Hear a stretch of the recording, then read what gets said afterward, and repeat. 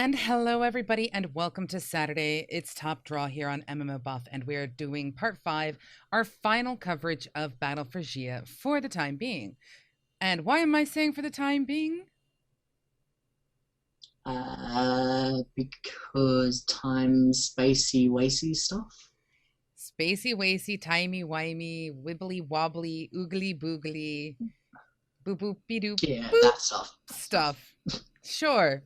No, I'm saying that because even though we will be finishing our coverage of Battle for Gia, we understand that Battle for Gia is still in beta, and thus, once it goes live, we will go back and we will take a relook at the relooking of the looking of the looking.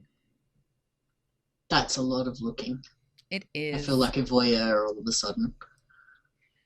Does it always have to go that direction with you? Yeah, because it's humorous. Right, so we are going to go that route, but first, obviously, as you can tell, it's me, Pseudo, and I'm joined by he who is omnipotent, omnipresent, omnivorish, omnivorous. Okay. Greetings, mortals. I'm hailing from the other side of the planet, and it's 4:20 in the morning for me. And This is going to be a fun episode. Wait, it's 4:20 a.m.? Yes. It is 7:40 p.m. here. Well, whose fault is that? Where did that half hour go? Or 20 minutes go? Or no, it's a half hour because it's almost 7:50, but... Sure, math.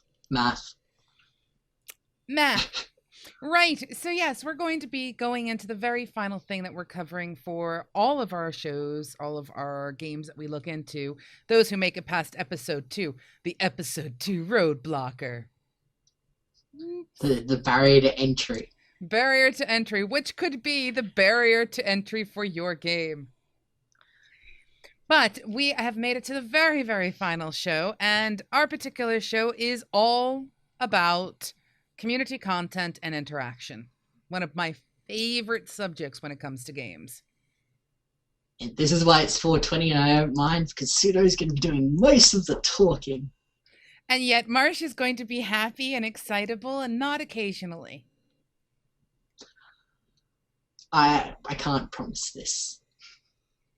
And yet, basically, the reason why this is what it is because we do pre-record this show as a reminder to everyone. And of course, any shows that you do miss, you can catch up on YouTube. But before we go there, Marsh, do you speak Spanish? Eso non inglés? No. That's about it. And that and Pico. No, Pico. That's it. Okay, do you speak Portuguese?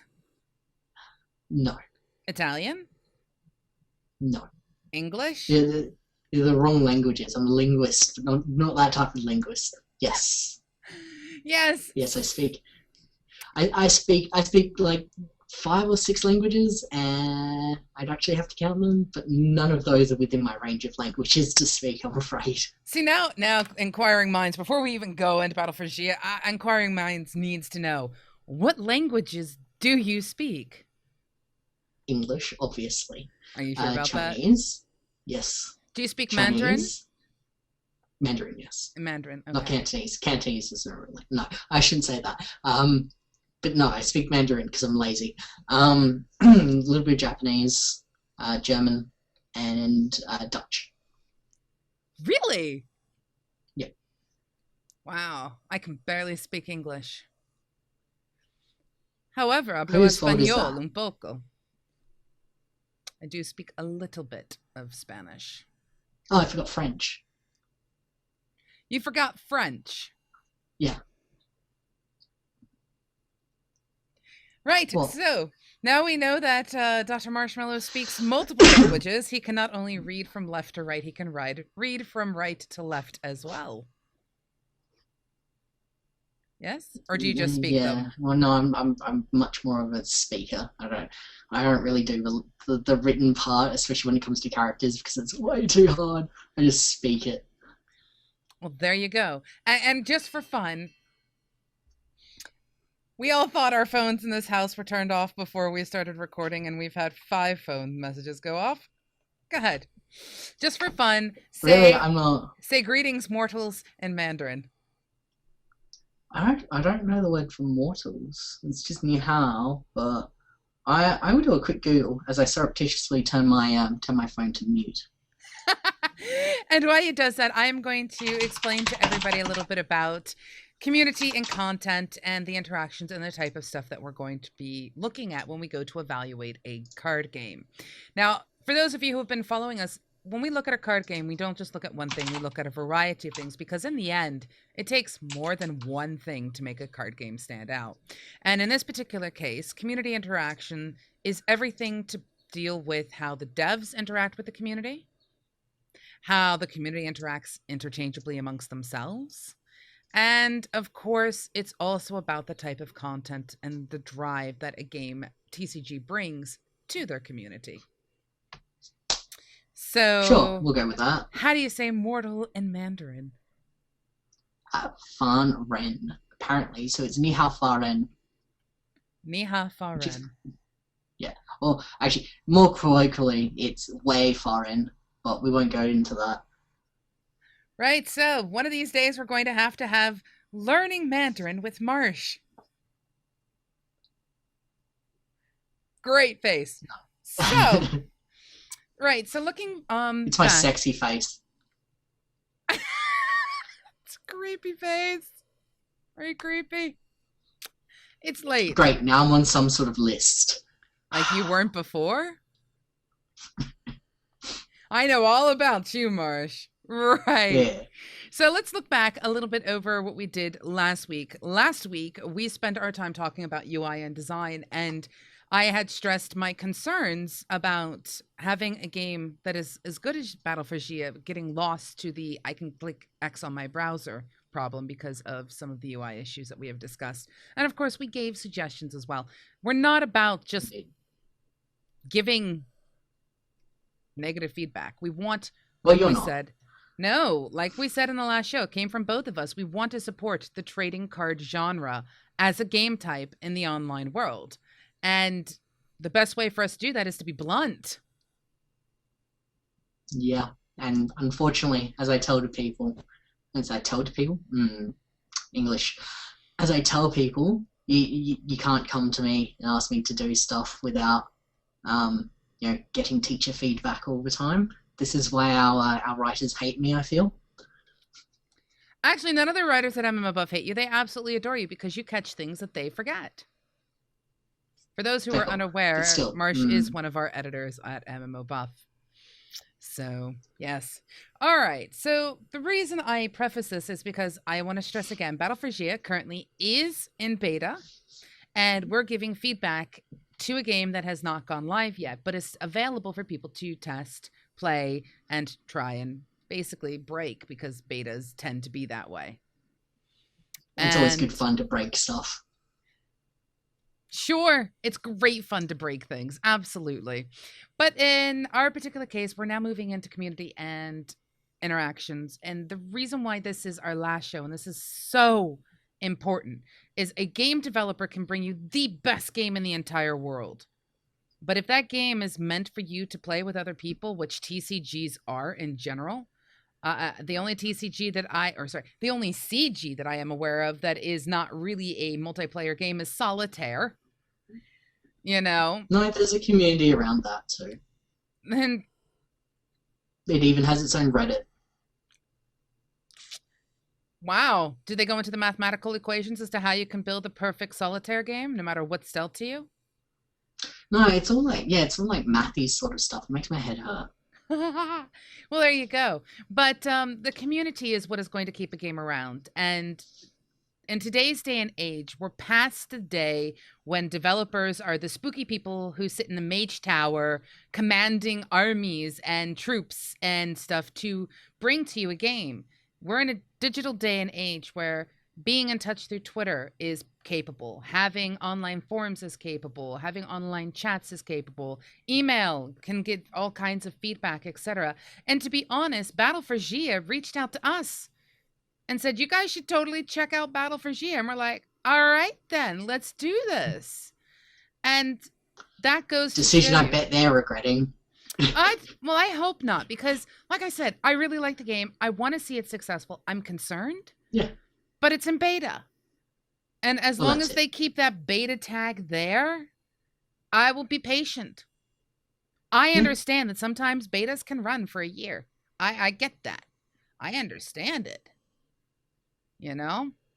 Well, it's the entire reason why we are going to do a looking back thing. Like, Exactly. as we're recording this, there's new updates going on already. There's a new game mode coming out within the next. I can't remember if it was a couple of days or a couple of weeks, but it's on the lookout thing. Make sure you come back and look at the new war interactive campaign map, I believe it is, which is going to be interesting. Yeah. But yeah, it's the reason why we're not just going to dump a game as soon as we're done with our review. We're going to go back, look, what have they updated? Have they fixed anything? Has that created any more issues? What's going on? Blah blah blah.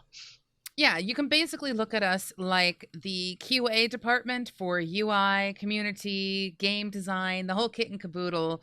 We're the chalkboard. And sometimes we will rake our nails on it. And that really hurts just thinking about it. You can break your nails. I buy it. I don't have any nails. I'm a gamer. And I spend most of my time, I'm sitting there going, hey, what should I do? And I nibble. But anyway. So yes, we're talking about community. Now, like I said, community is so important for a game to remain successful. Because it's the community. And in fact, if you haven't had a chance to watch the Data Mine show, which is our Thursday show, go watch this week's episode, because it is all about PR and marketing for independent game development. And we had Natalie on from Space Press PR, and she, besides having the most amazing earrings I have ever seen, she had Thing 1 and Thing 2 from Dr. Seuss, absolutely classic earrings, but she gave an awful lot of pointers about how important community engagement is even before a game is released. And, this is coming from somebody who was hired by independent developers to do PR, including everything from Kickstarter campaigns on down. It is so well worth a watch, especially if you want to understand the other side of the coin. But community is stressed, and it's stressed everywhere. How many times can someone's one comment on Twitter explode and turn a game decision viral to the point where they've made a change? Take a look at what happened with Xbox. You must have the Kinect. Now you don't need to. Oh yeah, that no. And before Pseudo goes off on a tangent, I do have to state that while I'm not directly involved in Dynamite, I watch it all the time, because even though some of the stuff they say is way over my head, it's actually very, very interesting. So even though it is within my best interest for everyone out there to go watch it, I enjoy it myself. See, I like that. Thank you so much. And I know there are many people who actually enjoy watching us as well, especially on the YouTubes. And hi, YouTubes. On the YouTubes. The YouTubes. On the tubes. The tubes. We'll go with YouTubes. There's too many tubes out there. We're going to stick with YouTube. The intertubes. For those of you that didn't see the Blizzard forecasting last week, the intertubes. The intertubes. It's another. You will have a list. We will give you a list. You will have homework. Homework. Yes, but now we're going to dig into Battle for Gia from the perspective of community content and interaction. Yes. Well, we're not going to do it straight away. Oh, what are we doing? Pseudo's forgetting stuff. What am I forgetting? Oh, we've done a lot of episodes by now. I'm sure people have forgotten stuff. Hint, hint, nudge, nudge, tip, tip. I was going to get into that afterwards when we go to do the stars. This episode, by the way, hurt. I know. I'm so sorry. This episode is the final episode we're looking at Battle for Gia. It's also the episode we reveal our report card. Because I'm a giant nerd, I like writing report cards. And we're going to give back some feedback. So what we'll do is we'll save it. We'll just save it. We'll save it? We'll save it. Okay. And we'll go straight into the community side of things, because it's going to impact, and you'll understand why a lot of our scores are what they are because we're going to give not just our score, but why we are given the score we're giving. Marsh and I are giving two different sets of scores. You're getting the hardcore black pentagram score from Dr. Marshmellows, and I'm trying to decide, and it will be decided by the time this episode goes live, whether I want to give people golden stars or whether I want to give them pink stars. I don't know what color I want my stars to be. Just know that at some point, oops, going to start here. At some point across here, there will be stars, and they will be the color of choice. And they will be awesome. And they will be awesome. I feel as though you should have rainbow stars, my dear. I should have rainbow stars? Yeah, rainbow stars. Just take those two concepts and smoosh them together. We'll see. I had to talk to one of our artists at MMOBuff to see, and I'm sure he's going to sit there and go, "What did you do, Josie? Why, Pseudo? Why?" But it's my job to make I'm okay with this. I make everyone's life difficult, but yes. So, community content and interaction. First off, again, I need to take my hat off to the developers for 3 things. 1, they reached out to us, worked with us, knowing full well that this was going to be a very painful process, if not difficult. Yeah. They have stayed in touch with us consistently, wanting feedback and letting us know when they've heard our shows, what they thought. And, they've acknowledged some of the things that we have pointed out. And I also want to take my hat off to them because they are trying. They are listening.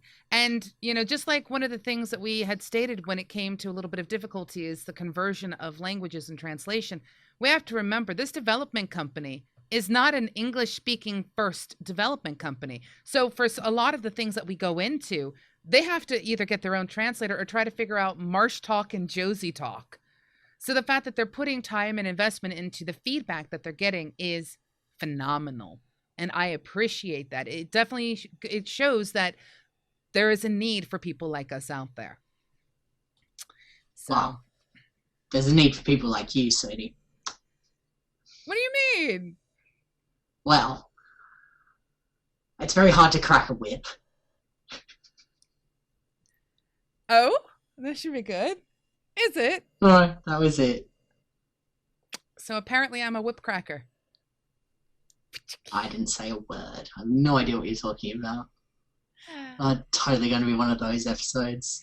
It is, but you know what? It's Let's the last move on. one. It's the last one. We should celebrate the fact that we have spent, I think, close to the past 6 or 7 weeks, maybe, playing Battle for Gia. 8 weeks. 8 weeks, We had a week yes. Because we had 2 weeks of research as well. Yeah, technical difficulties and things like that mixed into it. We've basically given 2 solid months of gameplay to this game.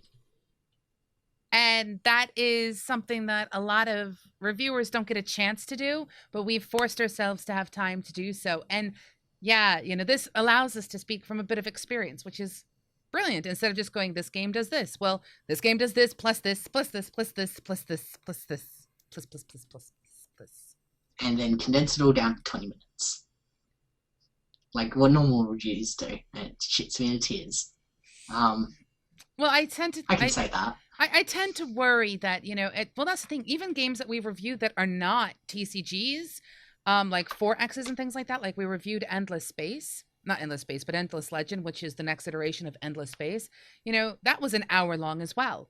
And the team spent a good week and a half playing it, like against the computer, because they didn't have the ability to play against each other yet.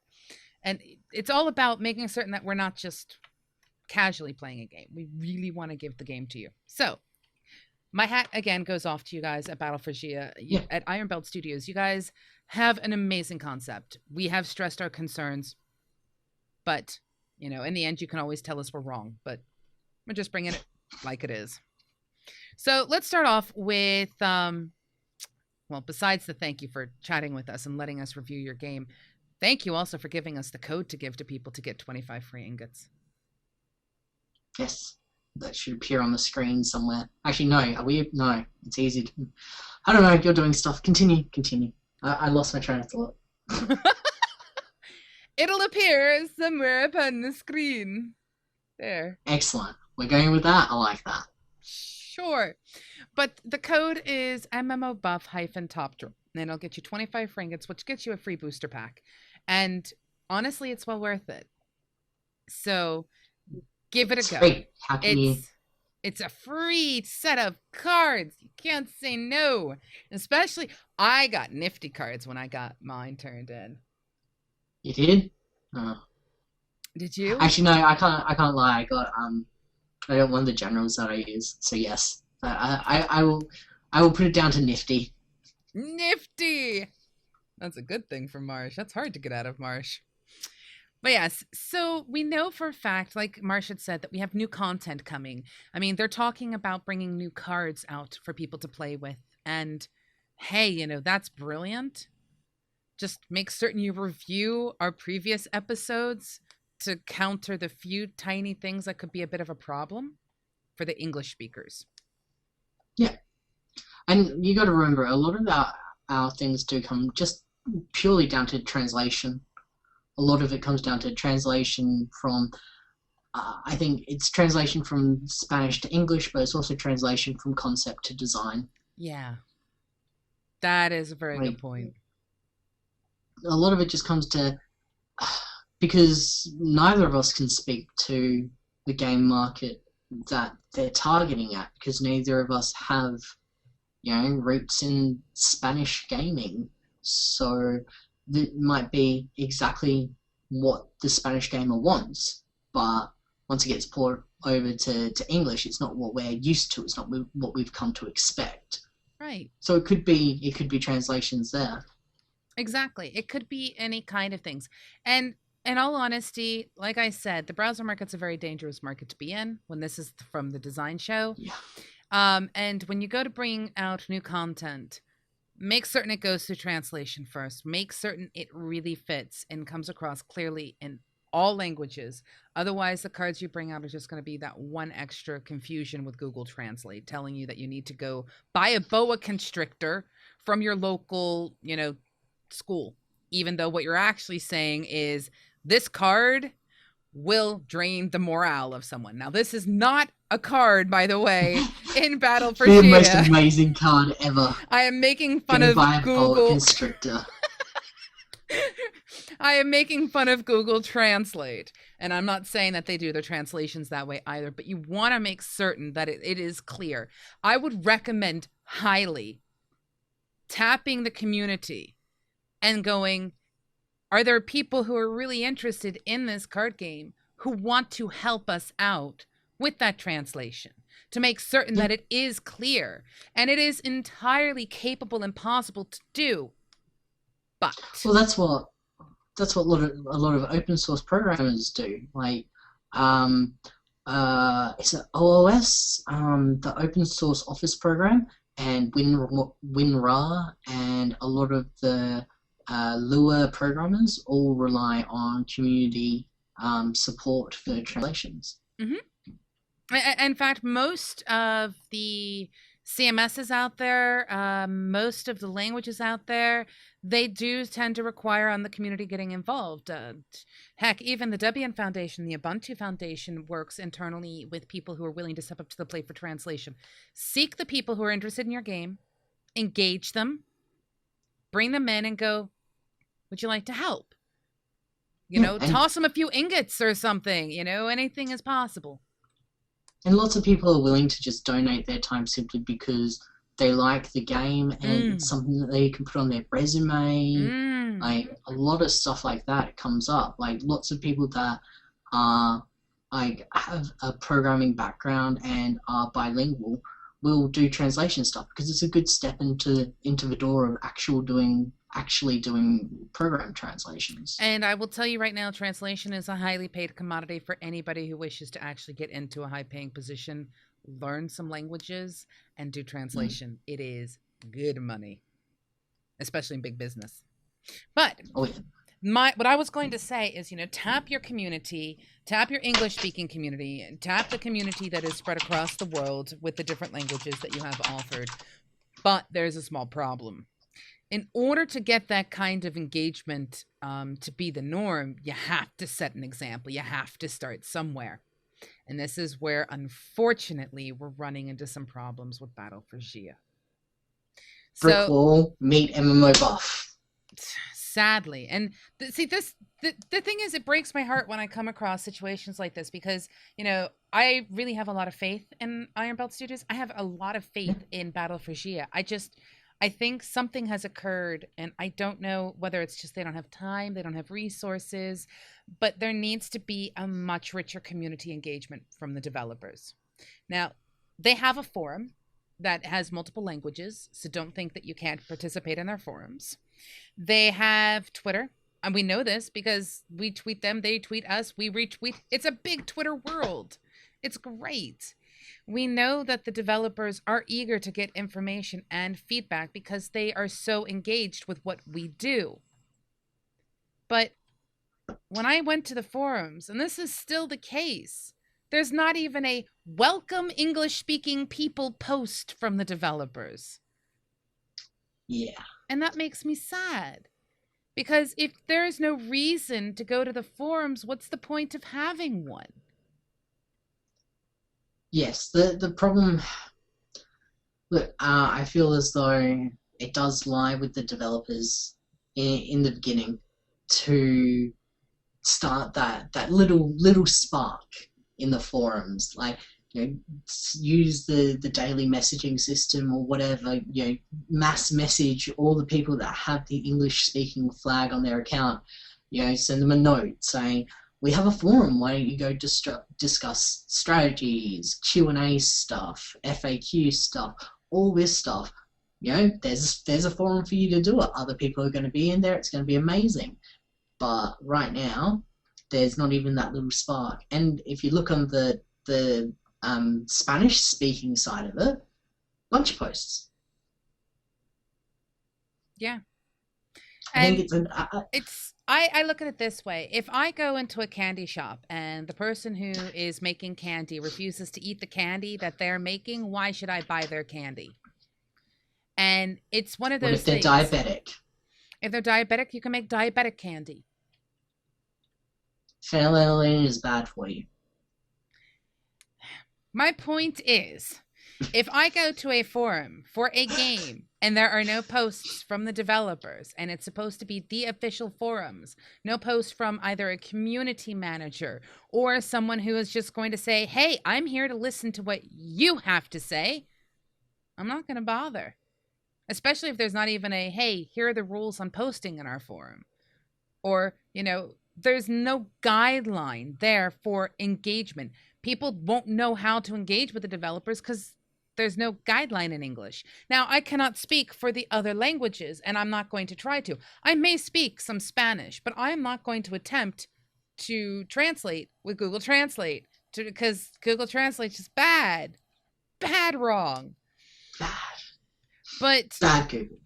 Bad. In the corner. In the corner, Google. You said you would do no evil, Google. Naughty, naughty. But what it comes down to is making certain that the people who you are setting up the forum for know that they're welcome there. And the first step falls on the shoulders of the developers. Really I agree, does. but to give them their dues, the English forum opened at the same time as we started the game. So 8 weeks ago. The forum's been open for 8 weeks. That being said, we can still come back to the fact that there are no community manager or developer, created posts to get that spark going. Yeah. But we can talk on it as much as we want. Like, it's one aspect of the way you reach your community, really. Yeah, I think they use it. It's an untapped resource. That's at exactly this point what in time, it is. as opposed to it being a critical component that they're missing. Oh my god, nothing's happening around. No, it's not that. It's just, it's a tool. It's there to make your life easier. And if you're not using it, then it's a wasted resource. You've put effort and time into developing a forum. You're paying for the hosting, all that sort of stuff. You might as well use it. I completely and utterly agree. I'd hope you'd understand. It was all in English.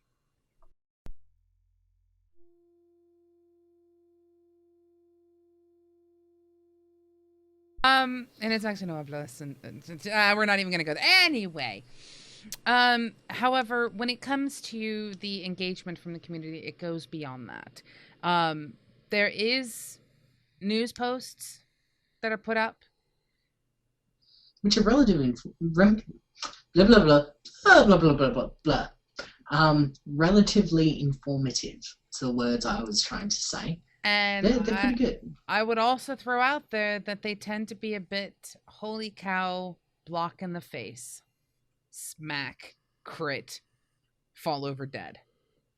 What I mean by this is that they are incredibly wordy, which is not a bad thing, but there's no real short snippets. Like one sentence, hurrah, come to our forums. I guess I'm looking for them to do more than just announce what's coming up. So many companies today in today's day and age just go, hey, we've got new stuff coming. So? I agree and disagree in some respects. I think at the end of every post by a developer, regardless of game or format, there should be a little link at the end of it. Do you like what we have to say? Come talk about it on our forums, because it just fosters a better community. But with that being said, I feel as though at least you have the news thing. I agree with that. I agree with that completely. I don't mind the way it's implemented. It's not overbearing. It's perfectly fine where it is, and it does what it does. It basically does what's on the tin. Yeah. Which reminds me of my favorite English thing ever. Comes from the comedian Ginny Carr. It's tin, tin, tin. It isn't in the tin. No? Don't get that reference? No. Away with you. Marsh doesn't like me anymore. But yes, so we do have content that comes out. We do get announcements.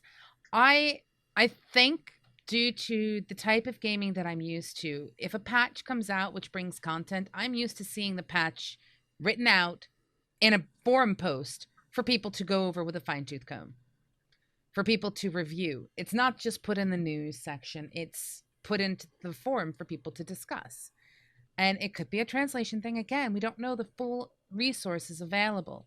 And I have to take my hat off. They've done a good job with English. They just really need someone to step up to the plate to handle the community for the English side of things, which means taking the time to translate bug patches or new card releases or updates that are coming or anything else like that. Because otherwise, you're going to have an entire branch of your community in the dark. Yeah, and that's never a good thing. There's only so much community it takes from everywhere. You can't foster one aspect of community and leave another aspect to sort of wither and die off. To have community, you need to have the Twitter, the Facebook. You need to have the videos, the FAQs, the community manager talking on the forums, the developer talking with the community and the community talking back. You need all those aspects to foster community, and that's just to get it going. There's thousands of other things involved in keeping it going. Absolutely, and I think your cat agrees. My cat does agree. And with that, your cat being awesome and agreeing with everything that we've said so far, there's really not much more we can push on the topic because we're just going to end up repeating ourselves. You have to actively engage the community if you want to have a community. It makes no difference what language your community is. It makes no difference what you're doing. But if you offer a game in multiple languages, you must offer a community in multiple languages. That's all there is to it. Agreed. Yeah. If you want a successful game, you must do that. And I think one of the things that we forget, especially from the business standpoint, is that while community is a lot of work, it's, word of mouth still happens on the internet. End of the day. And if you don't have the community driving that, that's a lot of lost sales. It is. I mean, community engagement actually can increase your income. It really, really can. But Bless you. My Right. husband agrees. My husband agrees. So now it It's is four time. hosts tonight. Four hosts. Your husband, my cat. And us. Yes. And us. And now it is time for us to go into our report card section. Okay. Dun dun dun. You will see appearing from this side to this side, my stars. Put one hand down and I'll tell you whether you've got the right hand.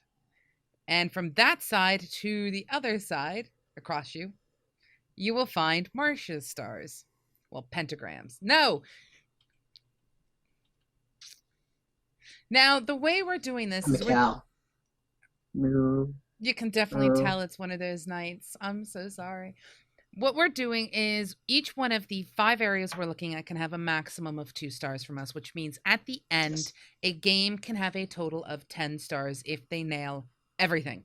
And we will also be incredibly honest with you when we state there is not a single game out there that will ever get 10 from us. And if there is, I will be really shocked. If there's a game out there that gets 10 stars from the both of us, it's the end of TCGs.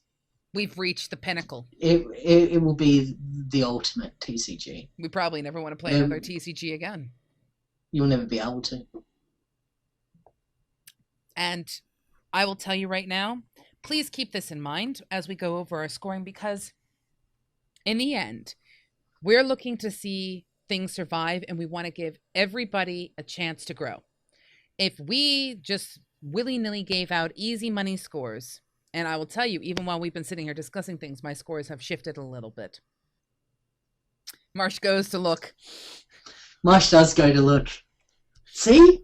You did that, and I was going to do this. Haha, exactly. See, we've had some changes here. But we're looking at these from our personal perspective, so you're going to get it from each of us.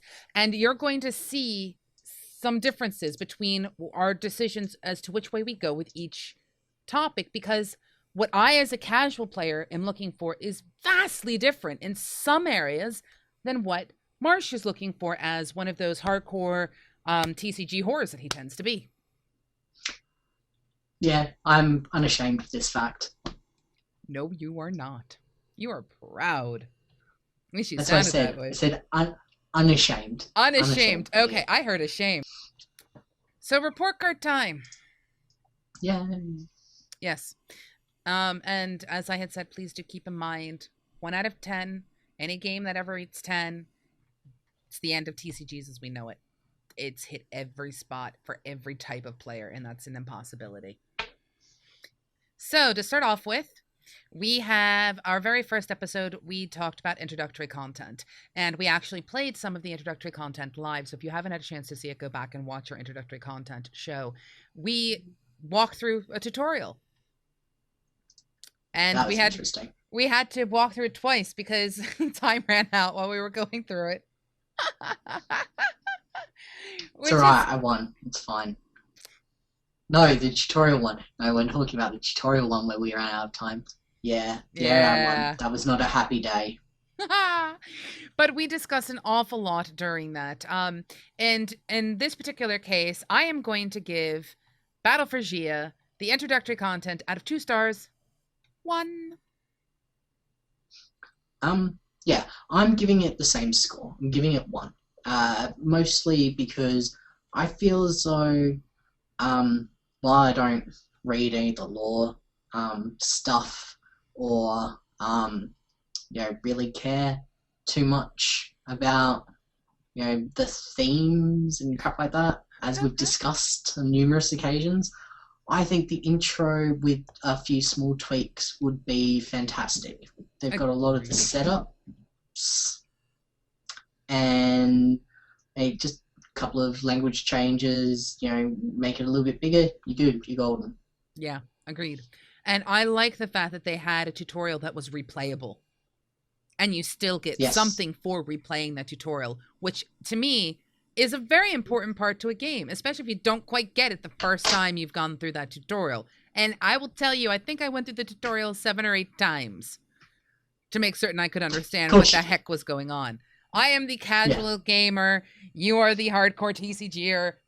So be it. So it's 1 out of 2 stars for me. And like we said, there are just those little tweaks. And for a full understanding of why we did that, you can actually go back and watch the full episode and see it. It's not as simple as just these little bits and pieces that we're bringing up key points. There is so much more to it. And we go into much, much more detail in the first episode of Battle for Gia. The next one, barrier to entry. This is the one that will make or break a TCG for us. And we have stated, if a TCG cannot get barrier to entry even remotely close to being right, we will not continue coverage. It's a waste of our time. Because if the barrier to entry is 0, there is no reason for people to play the game. That barrier to entry is just wrong. They've got something wrong in the design, and we'll be blunt about it. Now, in this particular case, we have, well, I'm going to give it, and this is going to seem weird, just half a star. Ding. Yeah. Ding. I gave it half a star also, but you have to remember this is by and large our most brutal episode that we will ever have to do for any game that we cover is barrier to entry, because we need to look at the game as a whole from a very objective manner. We have to look at everything from both the player's perspective and from the company's perspective. How do they handle things, and why is that bad for the player, and what does the player want, and how is the developer implementing it? So a lot of the things that we looked at was language barrier. Again, was a big barrier to entry for us. Complicated rules and the board system. Cards should auto update when they have certain things going as well. That is a very, very key thing. With the limited amount of time that you have to play, you can very easily sit there and go, okay, I'm going to do the math on this. But because of the fact that these are tiny, quick skirmishes, and it's one of the things I love about this game, it's just a little more complicated than just simply going, okay, so I'm going to attack and defend with this. What buff is it getting? Now, when I have cards out, you will see like dotted lines where the buff is for the individual card, and then underneath that you will see, you know, the army buff, and sometimes it's, you know, dotted out and you don't get the buff or anything. So there is some kind of update there that actually lets you see whether or not the buffs from the individual cards on the field apply. But there are so many other things that are going on. It would be really lovely to see an update or some kind of visual cue to say this card is changing or something. Yeah, and the last thing we have to broach for the barrier to entry thing, or actually two last things really. The second to last thing is definitely, we covered the fact that it was paywall. So paywall isn't actually that bad. We need to clarify some things. Again. During the episode, I said that it was costing me a lot of money, and that was due to the circumstances I'm in as an Australian, and the fact that our bank system is weird. What's the word? Non-derogatory term. Yeah, we'll go with weird. Weird is a good one. It's weird and charges me a lot of money to go from Australian to Euro, which is about 2 different currency changes in itself.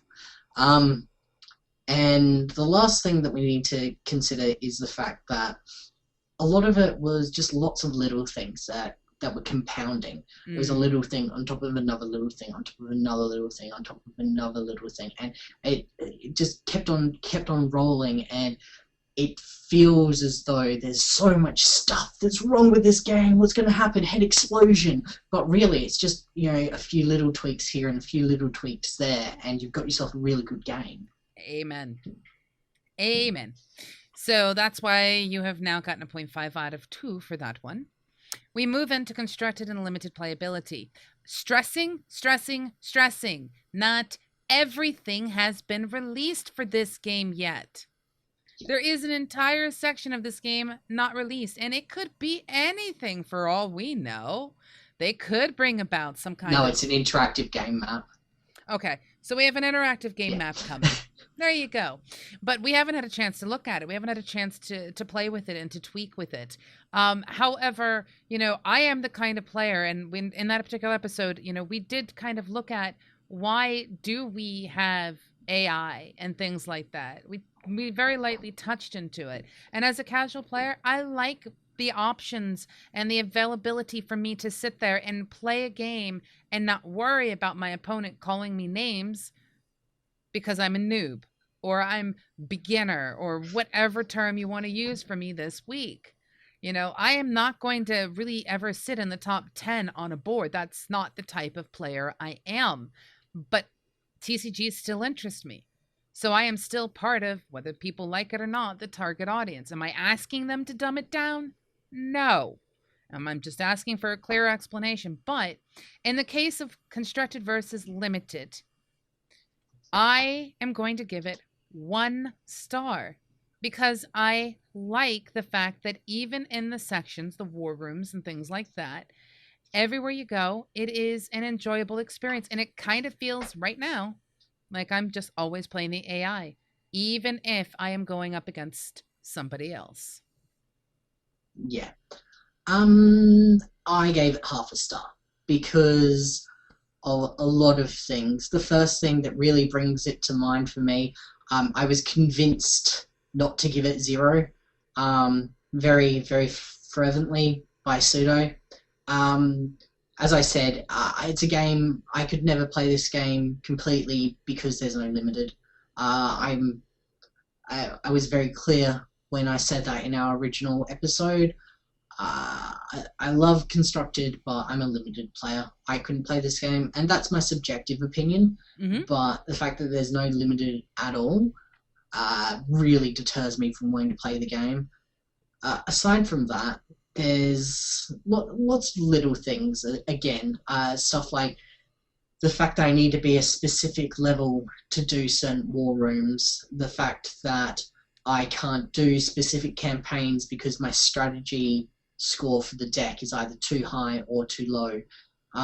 Just stuff like that. It annoys me. The actual process of constructed play itself, as you said, it's very similar to just playing the AI, which I'm perfectly okay with. It's always the same. Get some random cards, attack, win or lose. And that consistency is what makes the constructed format enjoyable, because it's always going to be the same. There's certain random elements, but it's always the same.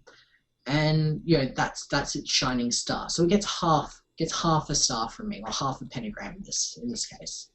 Yep. And that's the thing, Marsh is very much so a particular type of player. I'm another type of player. And in the end, every score we give is going to be subjective, but we try to do it in a manner that is explainable. So, yeah. And I can understand your frustration with not having that kind of playability available, but, maybe that's their intent. Maybe their intent is to not take it that direction.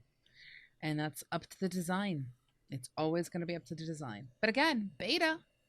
We'll see what happens. Beta is beta. Beta is beta. The next one that we looked at was basically UI, design, and things like that. And this, unfortunately, is one of those episodes. Was one of those episodes where I will stress it because I've said it before. When you deal with a client, and we discussed this a little bit during things like barrier to entry, because Marsha's like, well, some people make a client, you install it, and it makes it easy to use. And yet, honestly, design choices. It's a matter of what you use engine-wise to build your game. And if you bring a game to the browser market, it is an awful lot easier to just click the red X and close something because of a small frustration or a tiny niggle or just something that just makes you feel like this game is going to waste your time. And unfortunately, that was one of my harshest episodes. A lot harsher than when Marsh goes into constructed versus limitability. Limited play. Wow. So when it comes to innovation, when it comes to the design, like I said, it's the harshest episode people are going to get from me, because in the end, what I specialize in my day job is user accessibility. So it's going to be where I'm really harsh, along with community. Those two are going to be like my crowning jewels. You ever want to get my hackles up? Hit me hard in those locations, and believe me, you will probably never see a star or even half a star to save your soul. So for me, for their graphical and mechanical UI, I gave them half a star. Half a star. Right. Look, as I've said, I default to Pseudo's opinion or expertise, I should say, rather, in a lot of these issues about why you can't do certain things or why you should do certain things and all that.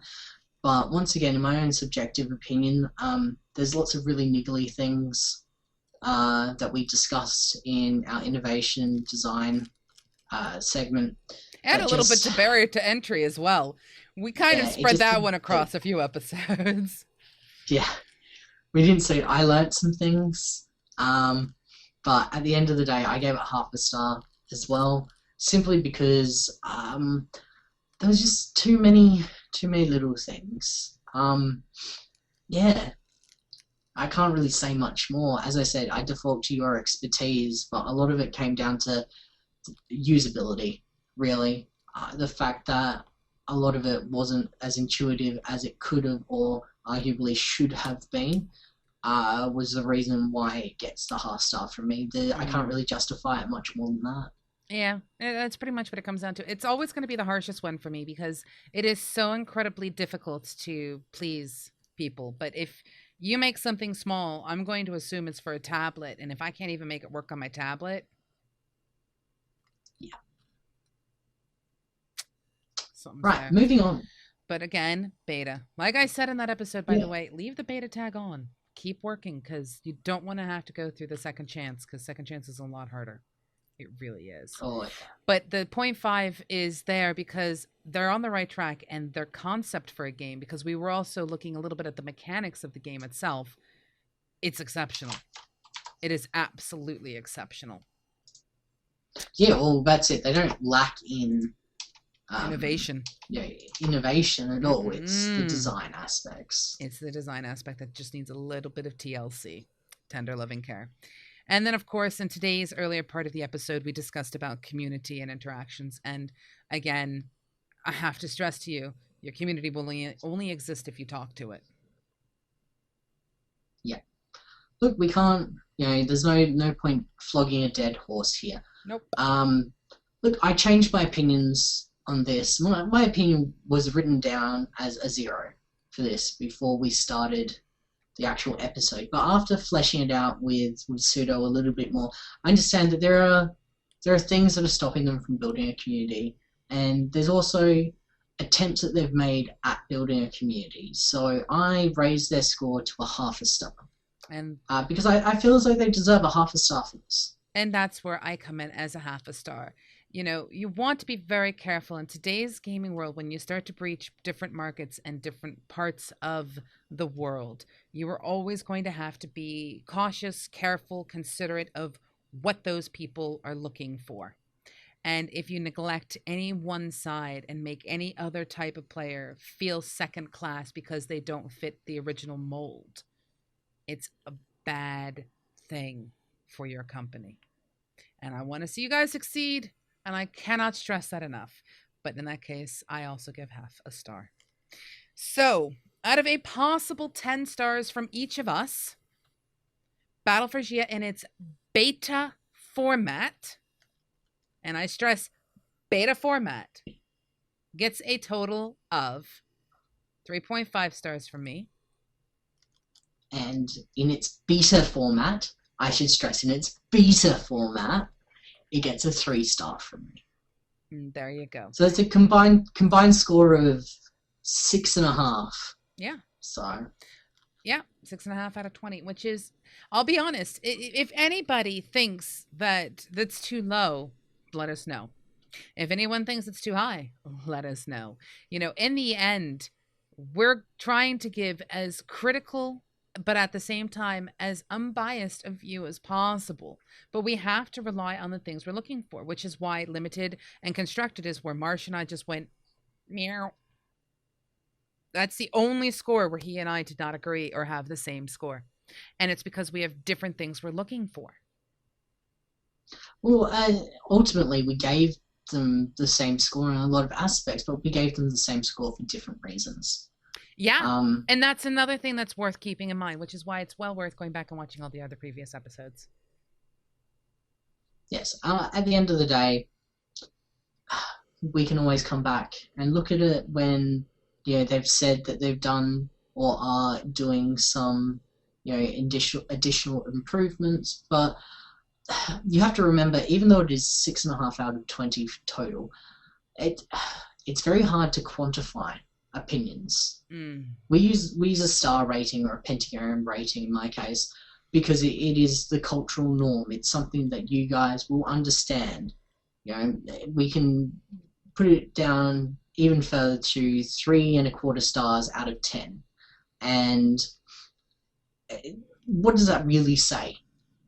You don't really understand our opinions unless you watch the other episodes and understand how we've come to those opinions. So please, just because it is scoring what most people would consider on the low side for a game, you have to consider the fact that it might just not be the game for us or within our demographic or within our audience. It might be something that's very relevant to you, what you like and what you understand. So you should give it a try anyway. That's what I was going to say. I was going to say, regardless of what score we give this, Battle for Gia is fun to play. And I want everybody out there to give this a shot.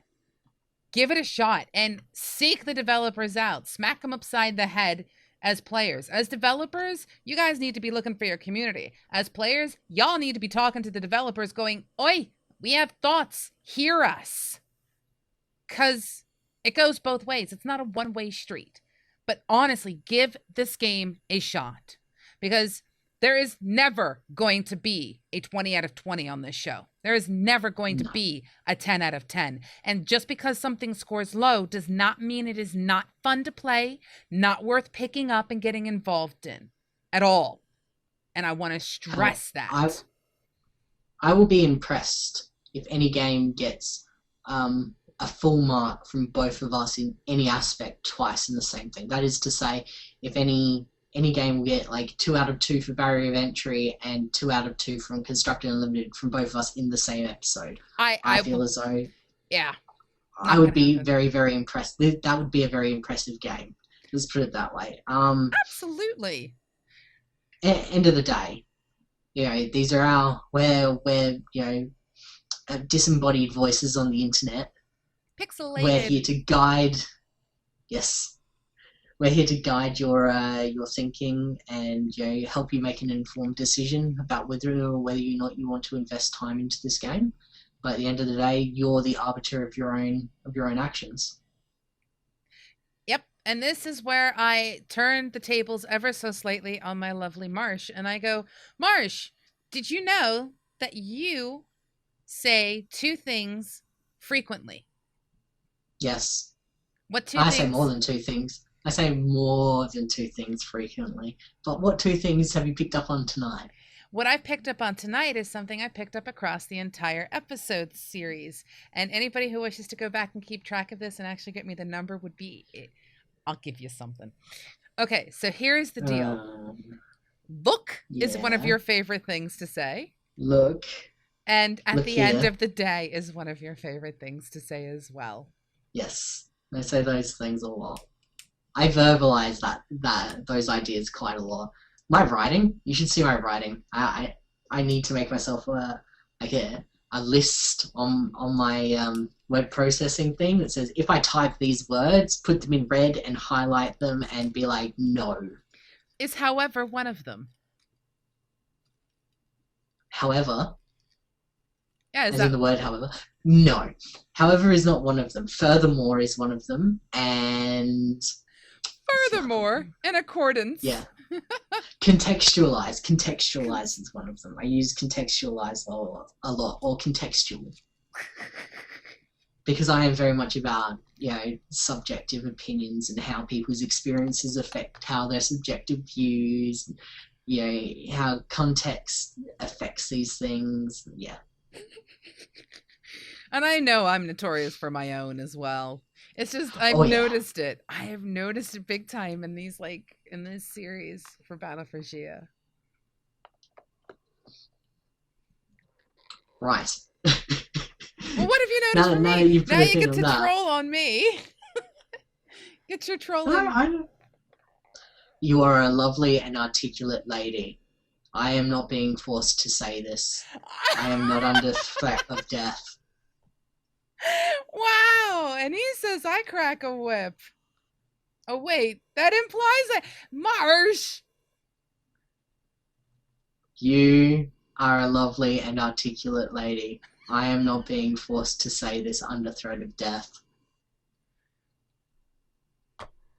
And that just leaves me to say to you, Battle for Gia, Iron Belt Studios, thank you so much for letting us play Battle for Gia.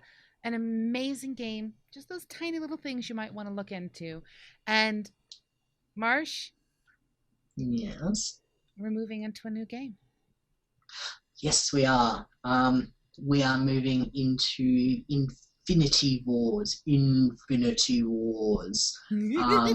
As of next week, I believe. Is it next week? Mm-hmm. Yes. So as of next week, we will be looking at Infinity Wars. If you would like to download Infinity Wars, you can get it free off of the Steam store. Mm-hmm. And I believe you can also download it from their website at Yes. Infinity Games. We have a code, I believe. We have swag. Are we We giving out do, swag? and we will get into that next week when we start to Okay. dig into all the things. And on that note, Dr. Marsh, I absolutely adore you. Your patience for being here at 4 in the morning. It's pretty much pushing on 6. 5:30. Yeah, Yeah. yeah. I And need coffee. I need sleep. But on that note, it leaves me to say thank you so much. That is alright with you? It's always good fun to be here. Yay! Come join us. We're all mad here. We're all just a little bit mad. And that also leaves me to say to everybody, thank you so much for looking into this. And please give Battle for Gia a shot. Do not be held back by anything that we say. It's important. You have to experience things for yourself. It's the only way you'll learn. And you may agree with us, you may disagree with us. But in the end, we're all about TCGs. Toodle pip. Ciao.